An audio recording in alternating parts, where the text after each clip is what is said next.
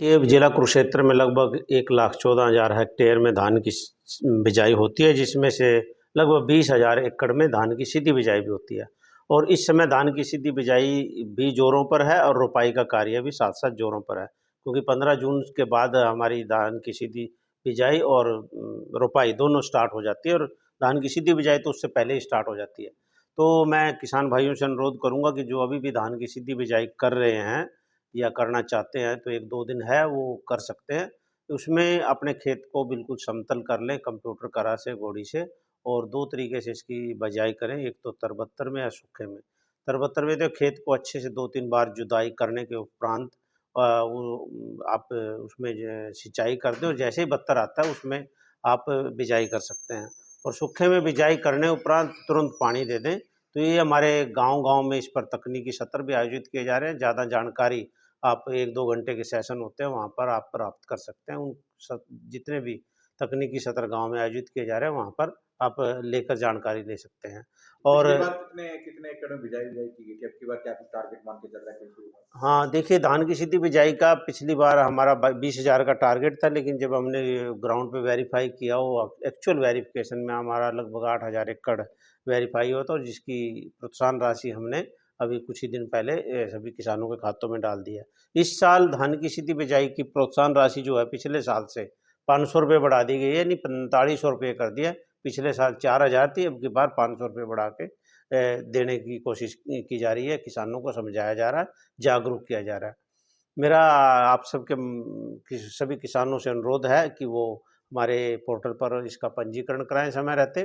पंजीकरण उपरांत आप इसकी बिजाई करें। सत्यापन उपरांत ₹4500 प्रति एकड़ आपके खातों में डाल दी जाएगी। यदि किसान भाई एक बार-बार कृषि विभाग पे आरोप लगाते हैं कि धान की सीधी बिजाई के लिए मशीन नहीं मिल पाती, जबकि कृषि विभाग क्या कर रहा है इसके लिए? देखिए 50 मशीनें हमारे पास उपलब्ध हैं जिला कुरुक्षेत्र में इस समय धान की सीधी बिजाई के लिए, और एक मशीन लगभग 10 से 12 एकड़ प्रतिदिन बीज से देती है आराम से। वो किराए पे चल रही है, बहुत से किसान हैं स्पेशली यही काम कर रहे हैं। 2 मशीनें हमारे पास भी उपलब्ध हैं, यदि किसी को चाहिए तो ट्रैक्टर लेके हमारे से भी ले सकते, वो भी फील्ड में इस समय चली हुई है। अभी हमने पोर्टल खोला हुआ है, धान की सीधी बिजाई यदि कोई किसान लेना चाहता है तो 50% अनुदान पर हम उसको उपलब्ध करवा रहे हैं। 40 से 50,000 रुपये जो भी आदि कीमत है वो ले लें, चाहे वो 11 टाइन की है, 13 टाइन की, अलग-अलग रेट्स हैं, तो वो ले सकते हैं, पोर्टल पर आवेदन कर सकते हैं। कहीं किसी की कोई मनाही नहीं है, कोई लक्ष्य नहीं है, पहले आओ पहले पाओ, छूट पर हैं, सभी को देंगे। तो कहीं न कहीं भूमि का दोहन नहीं हो रहा है कि सरकार कह रही है कि धान और गेहूँ से दूर हटें, ट्रॉपिकल सेक्टर की तरफ बढ़ें, दूसरी खेती करें, हाँ, भूमि का देखिए दोहन है, पानी लेवल भी काफ़ी बिल्कुल बढ़ रहा है। इसके लिए भी सरकार साथ-साथ प्रयासरत है। एक तरफ तो रोपित धान से धान की सीधी बिजाई की तरफ डाइवर्ट कर रहे हैं, क्योंकि धान की सीधी बिजाई में 25% पानी बचता है और प्रोत्साहन राशि भी दे रहे हैं। और जो शुरुआती खर्चे हैं 5 से 6,000 रुपया कि धान की पनीरी बीजना, उसको उखाड़ना, फिर रोपित करना और पडलिंग करना, ये सारे खर्चे भी बचते हैं। तो कुल मिला के स्टार्टिंग में 10,000 रुपये प्रति एकड़ धान की सीधी बिजाई पे किसानों को बच रहा है, तो इधर पानी की बचत के लिए यहाँ हमारे हैं। दूसरा कि हमारे किसान वाटर गजलिंग क्रॉप जो धान है, ज़्यादा पानी लेती है, 22 से 23 सिंचाई कम से कम लगती है इसमें, तो उसको भी देखने के लिए कि हमारा ये पानी कैसे बचे, मेरा पानी मेरी विरासत स्कीम भी हमारी सरकार लेके आ रही है कि धान को छोड़कर अन्य जो भी फसलें हैं, बागवानी की या फिर दलहनी फसलें, मक्का, आपकी इस तरह की जो फसलें हैं, चारे की फसलें, वो लगा सकते हैं, बशर्ते कि उसमें पिछले साल धान हो। उस धान को हमने रिप्लेस करना है उस किलो नंबर में, तो उसके लिए भी 8,000 रुपये प्रति एकड़ सरकार द्वारा एक प्रोत्साहन राशि दी जा रही है। यदि किसान का खेत खाली भी रखना चाहता है वो किसी वजह से, तो भी ये छूट मिलती है। कहीं न कहीं भूमि दोहन लगातार हो रहा है, वाटर लेवल भी डाउन जा रहा है।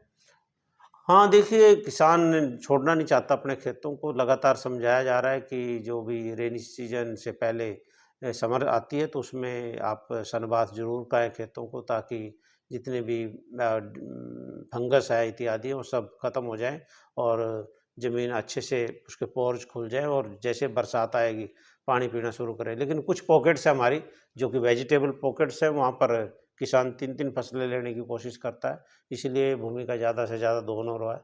फिर भी किसानों को बताया जा रहा है, समझाया जा रहा है लगातार कि वो फसल विविधीकरण ज़रूर अपनाएँ। एक ही फसल न लें एक ही खेत में, और बदल-बदल के लें, ताकि आपकी भूमि का स्वास्थ्य भी ठीक रहे, उसकी उपजाऊ शक्ति भी बनी रहे और पानी का जो रिचार्जिंग है, वो बारिश के समय वो भी समय पर होती रहे। धान का कटोरा कहा जाता है कुरुक्षेत्र को, क्या मानते हैं कहाँ ज़्यादा लगती है धान लाडवा से? देखिए हमारा ये जो पेवा, थानेश्वर और ये जो बेल्ट है इसमें ज़्यादा लगती है।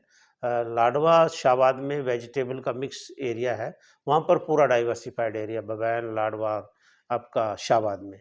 तो वहाँ पर भी प्रोपोर्शनली लगती है लेकिन 60% एरिया में लगती है, बाकी में दूसरी फसलें भी होती हैं। लेकिन ये जो थानेसर, पेवा। इस्माइलाबाद, पेवा का एरिया है, यहाँ पर ज़्यादा धान लगती है और ज़्यादातर हाइब्रिड या फिर पीआर वैराइटीज़ का ज़्यादा है ये हमारे कुरुक्षेत्र में, क्योंकि अभी किसानों को लग रहा है कि हमारे पास मीठा पानी है पीने का, तभी वो लगाए जा रहे हैं। बासमती हमारे यहाँ नामात्र ही है, बासमती बहुत कम लगती है।